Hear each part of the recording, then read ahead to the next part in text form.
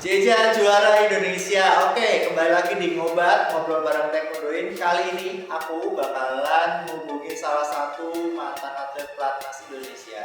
Ya gak cuma dia hebat di atlet, tapi sekarang buka usaha di mana-mana. Mau tahu kita lihat keseruan.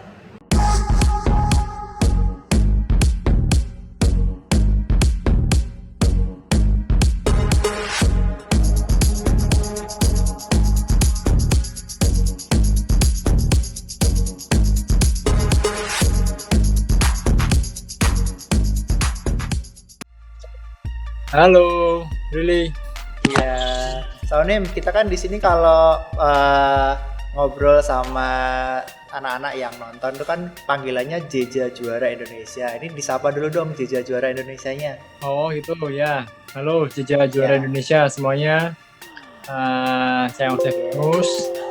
Makasih udah udah ajak inilah video call ya. On call. Ya, ngobrol. Ya. Oke, Salim, saya mau tanya nih sekarang kesibukannya sekarang apa Salim? Kesibukannya sekarang ini masih liburan sih, di rumah sih udah. Di rumah aja ini berarti. Di rumah aja. Kalau apa? Taekwondo gimana Salim? Ada kegiatan nggak? Nggak ada. Untuk taekwondo nggak ada sih, mungkin ya paling diundang sama berapa dojang gitu, minta call, terus ya latihan Ya. online kayak gitu aja sih sementara ini. Oke. Untuk ini nih, Sanim, saya mau minta sedikit cerita aja nih tentang perjalanannya Sanim Ong dulu dari pertama taekwondo kira-kira sampai masuk ke pelatnas tuh gimana Sanim? Untuk perjalanannya dulu itu awal mulanya tahun 2001 ya kalau nggak salah. 2001 itu pertama kali ikut join di taekwondo, terus tahun ya kita ikut pertandingan gitu kan, pertama nggak dapat apa-apa, terus ikut lagi pertandingan, kita dapat perunggu, terus dapat emas, terus akhirnya pada waktu itu tahun 2004 ya, kejuaraan di mana ya, waktu itu ada seleksi lah gitu kan, kita dipilih, jadi ada berapa atlet, banyak dari 100 lebih atlet dipilih dari tim Jawa Tengah itu, kita dikasih surat untuk seleksi. Itu titik mulanya ikut seleksi, masuk tim Jawa Tengah 2004. Habis itu lanjut lagi menang Jurnas, masuk 2008, masuk ke Timnas. Nah, itu terus lanjut. Kayak gitu. Luar biasa sekali, Sanim udah bertahun-tahun berarti ya di taekwondo itu. Udah Terus lumayan lah. Lumayan, iya, dari ya Sanim, berarti dari kecil banget itu dulu tahun 2000. Ya, dari kelas 5 SD waktu itu. Kelas 5 SD. Sudah 5 SD udah. Terus kelas 3 SMP itu masuk ke PPOP, waktu itu zamannya PPOP kan, bukan PPLP. Iya, PPOP. Iya, PPOP Jawa Tengah. Wah. Terus kalau di pelatnas sendiri prestasi paling tinggi apa sih Sanim? Udah pernah tanding di kejuaraan apa? Games, terus mungkin dapat apa gitu? Games, terus Asian University 2 kali emas, terus Asian Games itu sampai ke perempat final. Itu aja sih. Final Asian Games. Ya udah pernah ngerasain. Luar biasa. Udah pernah ngerasain kejuaraan dunia, udah pernah. Terus udah pernah semua sih kayaknya. Terus kenapa itu Sanim? Kan udah juara nih, udah banyak juara, dari juara macam-macam, semua juara udah pernah, kok nggak pengen ngelatih apa? Gimana nih Sanim? Ngelatih gimana?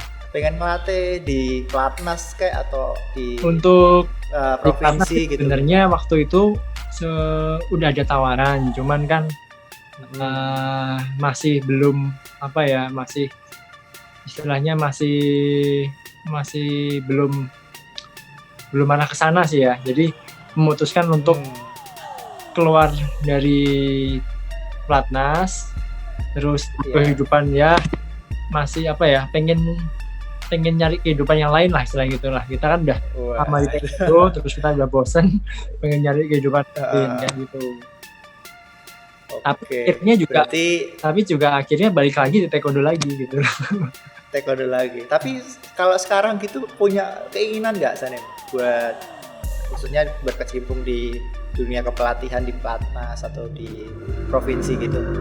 Ada ingin nggak? Untuk pelatih di provinsi di Platnas itu sementara ini sih nggak belum terpikir lah gitu. Sementara ini masih fokus apa ya kan udah saya bangun klub juga kan di Jakarta kan. Ya. Nah mungkin lebih ngembangin klub di sana, terus bisnis juga. Nah di situ di bisnis mungkin lebih apa ya lebih pengen dalamin di bisnis sih sebenarnya. Makanya untuk pelatih itu nomor 2 kalau sekarang ini. Oke. Oke, berarti bisnis ini ada kaitannya dengan Puknator itu ya, Sanem ya? Betul. Nah, ini saya mau tanya tentang Puknator ini. Puknator itu apa sih artinya? Kenapa memilih Puknator gitu? Puknator itu artinya sebenarnya simple. Itu artinya fighter.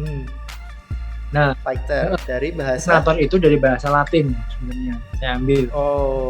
Dulu itu gara-gara ya istilahnya kita pernah jatuh lah ya, saya pernah ditipu sama teman, akhirnya bangun bisnis itu sendiri, dapat nama itu juga dari teman juga, nama fighter itu dapat saran dari teman gitu kan, akhirnya dapatlah itu.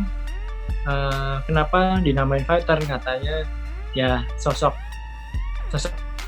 ini kan atlet gitu kan, fighter, cocok kayak gitu, tapi kita ambil dari bahasa Latin gitu. Bagus, keren banget Sanem. Ya orang kalau mikir kan nama Terminator ini apa sih Kak? Terminator. Iya. Ya biasanya kan asing orang mau dengar nggak pakai bahasa Korea sekalian atau pakai bahasa Inggris atau bahasa Indonesia gitu kok Puknator gitu kan. Gitu Nem. Oke, ini bahas Puknator sendiri Sanem. Kalau di Puknator ini kan saya kan kemarin juga ikut sama Nem Ong ke Thailand tahun 2000 berapa tuh? Kalau nggak salah. 19 ya? 19. Ya, 19 itu. Nah, awal mula buat Puknator My Trip My Experience ini apa nih? Awal mulanya tujuannya itu apa? Jadi kan gini, saya mikir kan, kejuaraan di luar negeri banyak yang open turnamen ya. Betul. Orang-orang di kan sebenarnya ada beberapa yang udah tahu, ada yang beberapa sebenarnya masih banyak yang belum tahu lah istilahnya gitu kan.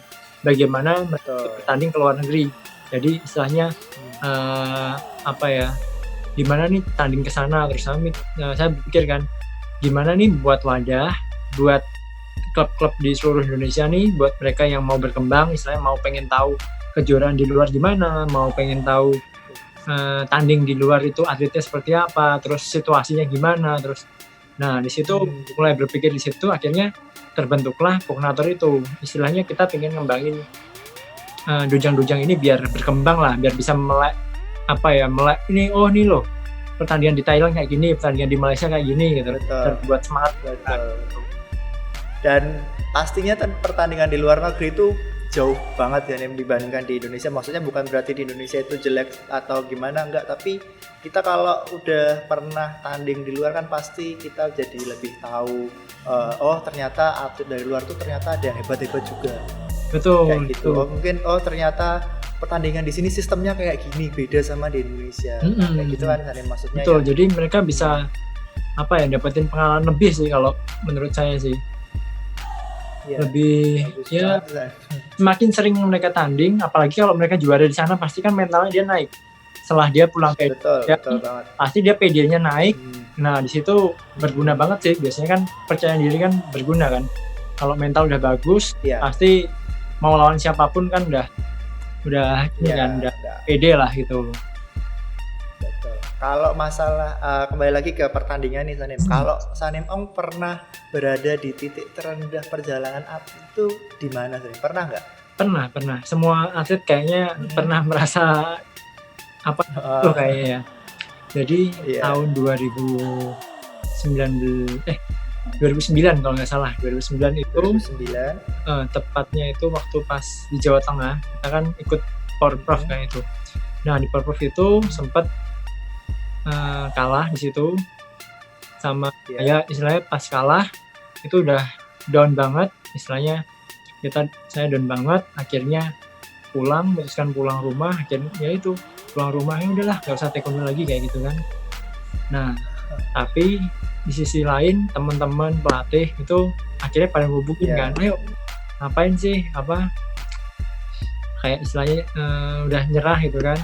Nah, dari support teman-teman, keluarga, semuanya akhirnya mulai lagi, balik lagi kayak gitu. Cuman pas waktu kalah itu kalahnya nyesek sih emang, kalah istilahnya ya kita kan udah di timnas gitu kan, tapi di daerah pas waktu itu kalah, ya kalahnya itu saya dendet lah gitu loh. Cuman Mm-mm.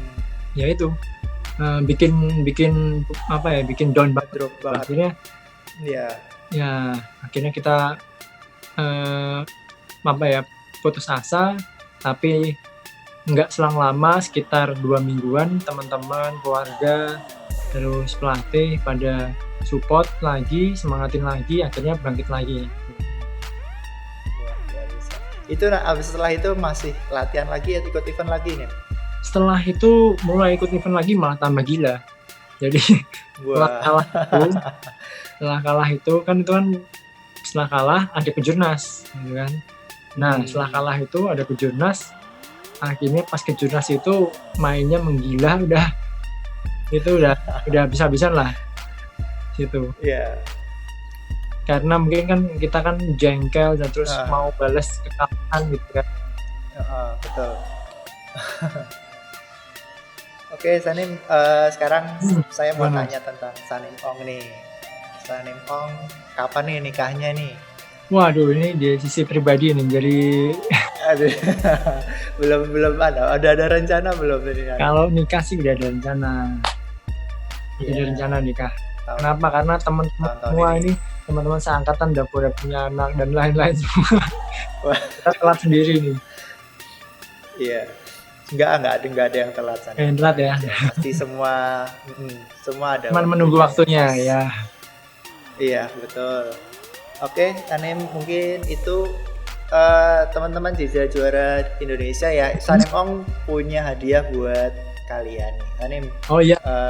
Untuk teman-teman nih yang nonton channel ini, kalian bisa subscribe, terus like, komen di kolom bawah ini, gitu kan. Nah, buat kalian nanti kita akan pilih satu orang terbaik dan satu orang mungkin komennya paling baik lah. Terus share ke teman kalian, minimal 2 orang, 3 orang boleh. Nanti kita akan undi, kita kasih dobok donatur. Kayak gitu. Wah, luar biasa. Terima kasih banget Sanim Ong. Ya, sama-sama. Sudah support kita. Semoga mungkin Brili juga makin maju lah SKB di sana juga ya. Amin. Makasih Sanim. Ya. Oke, mungkin itu aja Sanim kita untuk ngobrol-ngobrol hari ini. Terima kasih banyak waktunya sudah bagi-bagi cerita. Ya, sama Brili. Nanti ya lain waktu kita pasti ketemu lagi gitu ya Sanim ya. Oke, selamat malam Sanim. Oke, itu tadi yang kita sudah saksikan ya. Kita udah ngobrol bareng, kali ini bareng Sabumnim Ong Stefanus. Ada satu kalimat yang aku ingat ya untuk ngobat kali ini, yaitu kata-kata dari Billie Jean King ya. Sports teach you character. It teach you to play by the rules. It teach you to know what it feels like to win, and lose. It teach you about life. Jadi olahraga itu mengajarkan kita gimana caranya mengikuti aturan yang berlaku, mengajarkan kita rasa lega ketika menang dan kecewa ketika kita kalah. Hal seperti ini juga yang kita temukan dalam kehidupan sehari-hari. Jadi, Jejak Juara Indonesia, sampai ketemu di ngobat berikutnya.